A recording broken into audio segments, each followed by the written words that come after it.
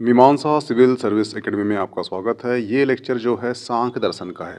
इसके पहले हमने सांख्य दर्शन का परिचय पढ़ लिया था और उसके बाद हमने पढ़ चुका है सांख्य दर्शन का द्वैतवाद और आज हम पढ़ेंगे सांख्य दर्शन का विकासवाद। इसके बाद मोक्ष और बंधन और फिर सत्कार्यवाद। तो आज का लेक्चर होगा सांख्य दर्शन का विकासवाद क्या है। सांख्य दर्शन का विकासवाद, ठीक है। अगर ये क्वेश्चन आता है तो इसको बड़े गहरे रूप में मत लेना। सांख्य दर्शन का विकासवाद का मतलब है कि जो सृष्टि है, जो पृथ्वी है, जो निर्माण हुई है, उसका विकास कैसे हुआ है और किस प्रकार 25 तत्वों का इसमें योगदान है, इसी विकास को बताया है सांख्य दर्शन का विकासवाद में। बस, ठीक है। अब आपको समझने में आसानी होगी। चलिए समझते हैं। सांख्य दर्शन एक द्वैतवादी दर्शन है। इसमें क्या है? द्वैत यानी कि दो है। मैं बता चुका हूँ आपको द्वैतवादी में कि दो कौन सा है, एक है पुरुष और एक है प्रकृति। इन दो तत्वों को ही मूल तत्व माना है। किसके लिए? सृष्टि की रचना के लिए। इसमें से जो पुरुष है ये शुद्ध चैतन्य रूप है, यानी कि आत्मा है, शुद्ध चैतन्य है। अब चैतन्य है तो क्या होगा? निर्गुण होगा। इसमें कोई गुण नहीं होगा, निष्क्रिय होगा, कोई क्रिया नहीं होगी। दृष्टा, दृष्टा यानी कि जो परिवर्तन हो रहा है पृथ्वी में, पूरे 25 गुण हैं, ठीक है। 25 में से एक पुरुष है और 24 जो हैं वो प्रकृति के तत्व हैं। जो दृष्टा है कि जो परिवर्तन हो रहा है 24 तत्व में, ये दृष्टा है, देखता भर है, ठीक है, दृष्टा मात्र है। सुख दुख आदि से परे है, यानी इसमें सुख और दुख दोनों नहीं होते, यानी कि ये स्थित प्रज्ञ है। सुख दुख, पाप पुण्य, धर्म अधर्म आदि बुद्धि अंतःकरण के गुण हैं और जो ये उत्पन्न हुए हैं ये प्रकृति से उत्पन्न हुए, यानी कि सुख दुख, पाप पुण्य, धर्म और अधर्म, ये जो गुण हैं ये किसके गुण हैं? ये प्रकृति के हैं और प्रकृति से ही इसका उत्पत्ति हुई है। सांख्य दर्शन के अनुसार प्रकृति हमारे शरीर, मन, बुद्धि समेत जगत की जननी है, यानी कि हमारा शरीर हो, हमारा मन हो, हमारी बुद्धि हो, समस्त जगत जो है इसका जो जननी है वो क्या है? वो प्रकृति बता रहा है। पुरुष अर्थात जीव आत्मा इन सबसे अलग है।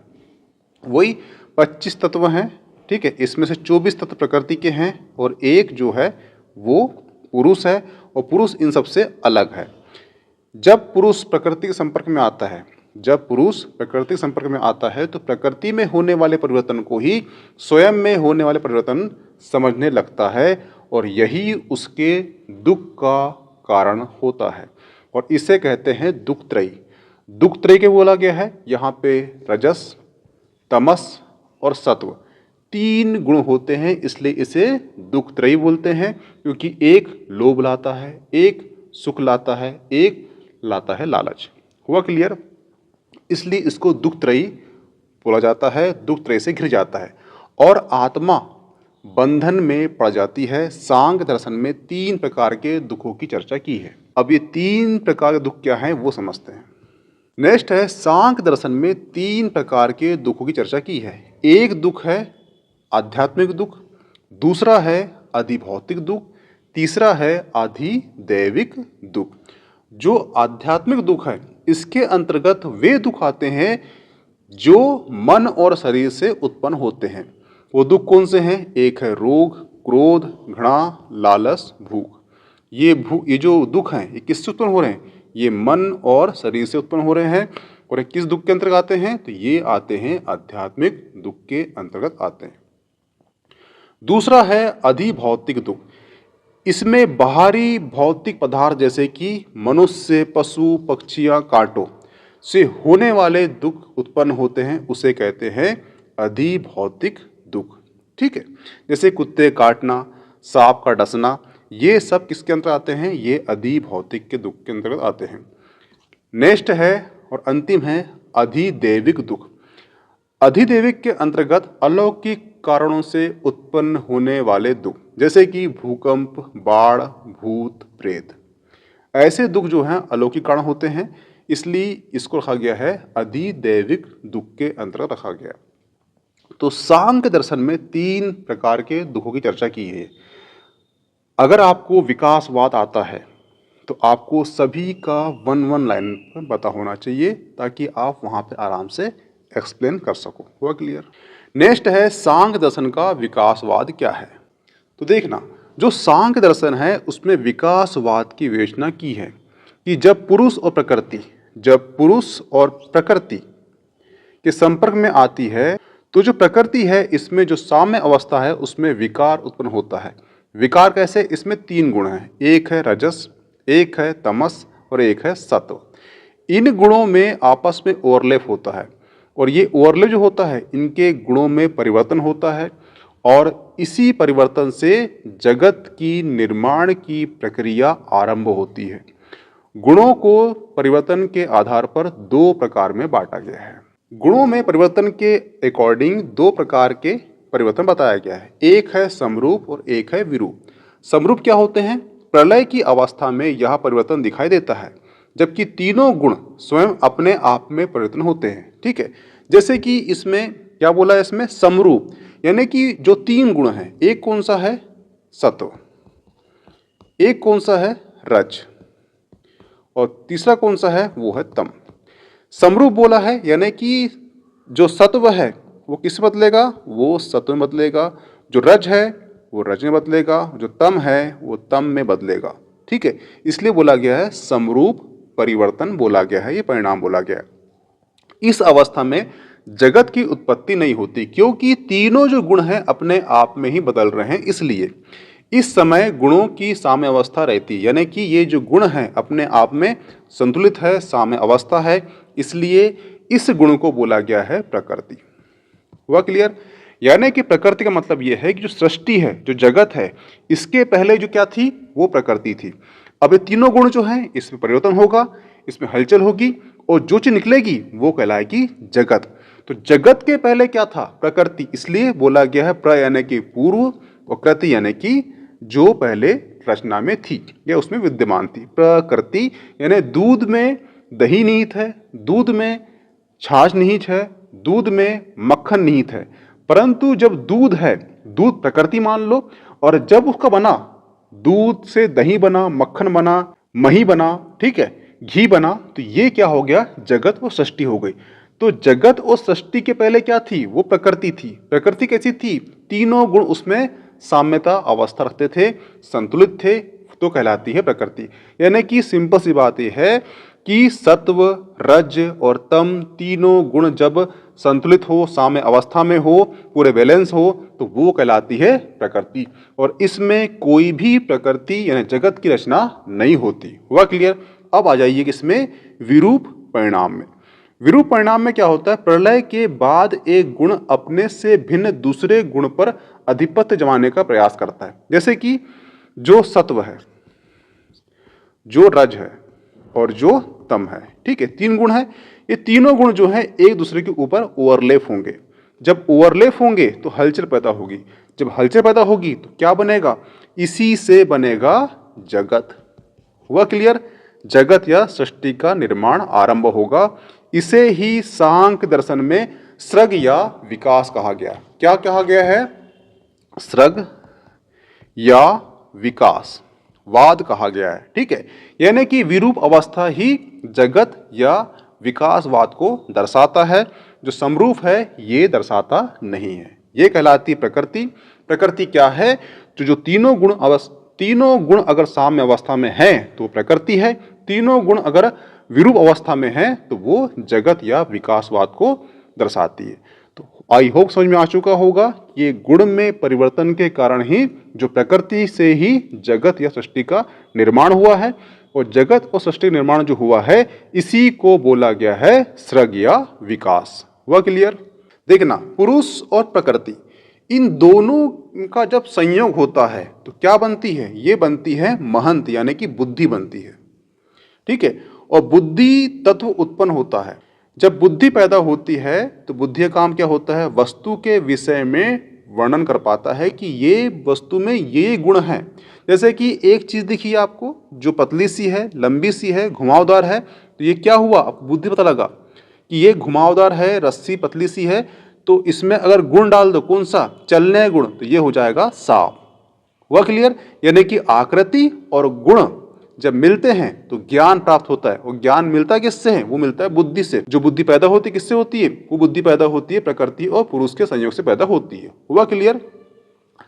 और बुद्धि स्वाभाविक गुण है। बुद्धि का एक गुण कौन सा है? वो है स्वाभाविक गुण है, जिसमें धर्म, ज्ञान, वैराग्य, ऐश्वर्य ये होता है, ठीक है।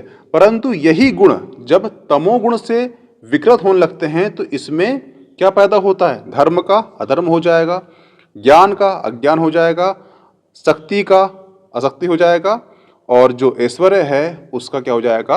अपयश हो जाएगा। हुआ क्लियर? यानी कि यहाँ पे क्या हुआ? यहाँ पे हुआ है जो तीन गुण हैं रज, सत, तम आपस में ओवरलैप हो गए। ओवरलैप होने से इनके जो गुण हैं ये बदल गए। जब बदले तो क्या हुआ? ये बन गया जगत। इसी को बोला गया है विकासवाद। और जब बुद्धि पैदा होती है, ठीक है, तो बुद्धि से क्या पैदा होता है? बुद्धि से पैदा होता है अहंकार, ठीक है। और अहंकार से क्या पैदा होता है? वो होता है मैं या हम। और जब मैं और हम का अहंकार पैदा होता है तो इसका मतलब क्या होता है? इसका मतलब होता है अभिमान। और अभिमान जब उत्पन्न होता है तो भ्रमवश पुरुष है वो कर्ता और भोक्ता अपने आप को मान लेता है। यानी कि जो परिवर्तन प्रकृति में हो रहे हैं वो सोचता है कि ये परिवर्तन मुझ में ही हो रहे हैं।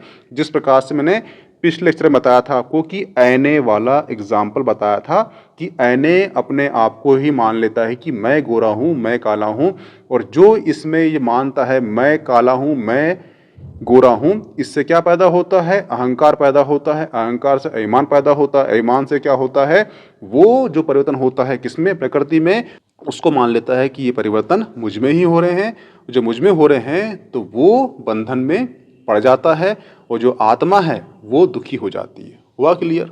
जैसे समझ जाइए, ठीक है। जैसे कि जो बुद्धि है उसका स्वाभाविक गुण होता है धर्म, ज्ञान, वैराग्य, ऐश्वर्य। अब इसका संपर्क किससे हुआ? इसका संपर्क हुआ तमोगुण से। तो जो बुद्धि है, जो धर्म है, यह अधर्म बदल गया। जो ज्ञान है वो अज्ञान हो गया। जो वैराग्य है वो रंग बदल हो गया। और जो ऐश्वर्य है वो अपयश में बदल गया। हुआ क्लियर? यानी कि ये चीज बदल जाती किससे? तमोगुण से। जब उसमें तमोगुण में विकृति पैदा होती है तब। हुआ क्लियर?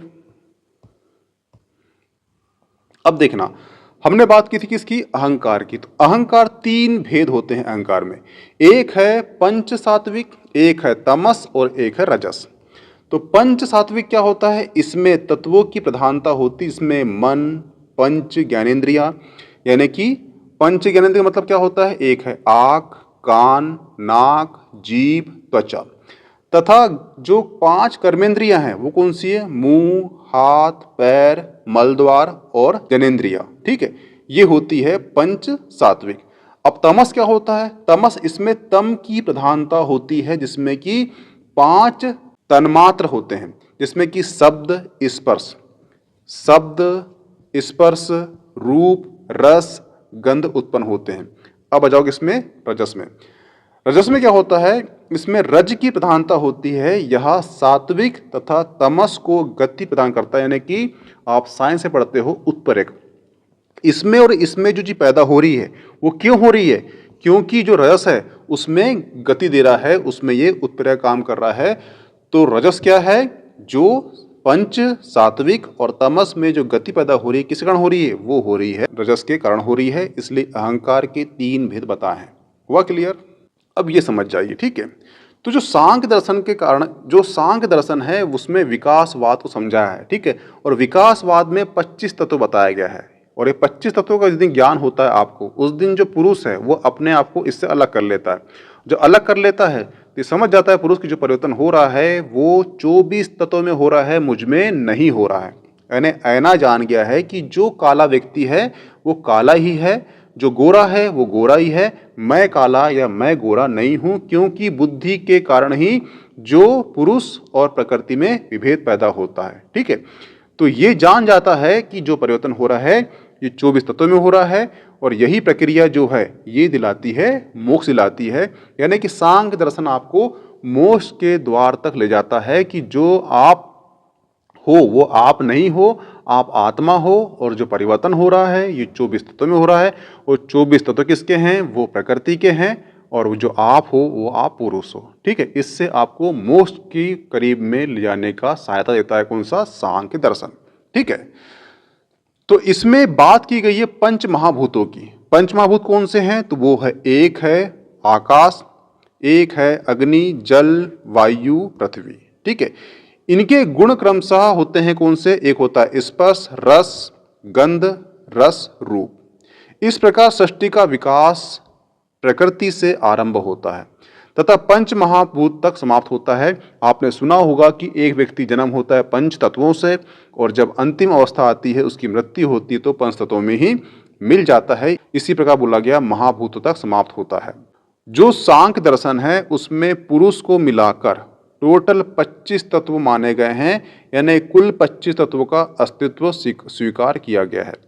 पुरुष इस विकास प्रक्रिया से बाहर है। क्यों? आपने पढ़ा होगा कि जब मैं बताया था कि पुरुष क्या है, वो निष्क्रिय है, निर्गुण है, दृष्टा है। तो जो 24 तत्व हैं इसमें जो परिवर्तन हो रहा है वो देख रहा है पुरुष, तो ये दृष्टा हो जाता है। यानी कि पुरुष क्या है? दृष्टा है। ये बाहर रहकर इसका दृष्टा मात्र होता है। वहां ना तो कारण है और वहां ना तो कार्य है, ना पुरुष कारण है ना कार्य है। जो प्रकृति है वो मात्र क्या है? वो है कारण। ठीक है, प्रकृति क्या है? मात्र कारण है। और इसमें जो बुद्धि है, जो महंत है, जो अहंकार है, जो पंच तन्मात्र है, वो कार्य था कारण दोनों है। जबकि जो पंच महाभूत है, यानी कि ये पंच महाभूत कौन से? आकाश, अग्नि, वायु, जल, पृथ्वी, ये क्या है? ये कार्य है। हुआ क्लियर? ये कार्य मात्र हैं। और जब ये मिलते हैं तो कार्य और जब कारण मिलते हैं तो क्या बनता है? जगत बनता है। कोई जगत बनने का कारण क्या है? ये है कार्य और कारण। तो ये किस में निहित होते हैं? ये निहित होते हैं प्रकृति में। और प्रकृति तत्व कितने होते हैं? वो 24 तत्व होते हैं। और 24 तत्व एक्टिव कब होते हैं? ये एक्टिव होते हैं तमस, रज और सत्व के कारण। और ये जो एक्टिव कब होते हैं? जब ये किससे मिलते हैं? ये मिलते हैं पुरुष से मिलते हैं। हुआ क्लियर? ठीक है। और पुरुष से मिलते से क्या पैदा होती? ये पैदा होती है बुद्धि। बुद्धि से क्या पैदा होता है? मैं से क्या पैदा होता है? अहंकार। और अहंकार पैदा क्या करता है? वो पुरुष को बतलाता है कि तू ही प्रकृति है। और पुरुष इस जो प्रकृति के जो 24 तत्व हैं उसमें विलीन हो जाता है, सोचता है कि जो परिवर्तन हो रहा है प्रकृति में ये मुझ में ही हो रहा है, और वो दुख के कारण में फंस जाता है। यानी कि आत्मा जो है दुख के बंधन में फंस जाती है। ठीक है, तो ये आपको विकासवाद आयोग समझ में आ चुका होगा। अब जो नेक्स्ट लेक्चर होगा वो होगा कौन सा? सांख्य दर्शन का बंधन और मोक्ष। हुआ क्लियर? मिलते हैं नेक्स्ट टॉपिक में। इसकी पीडीएफ आपको मीमांसा सिविल सर्विस एकेडमी का जो टेलीग्राम चैनल है वहाँ प्राप्त हो जाएगी। प्लीज ज्वाइन कर लीजिए। Okay, thanks.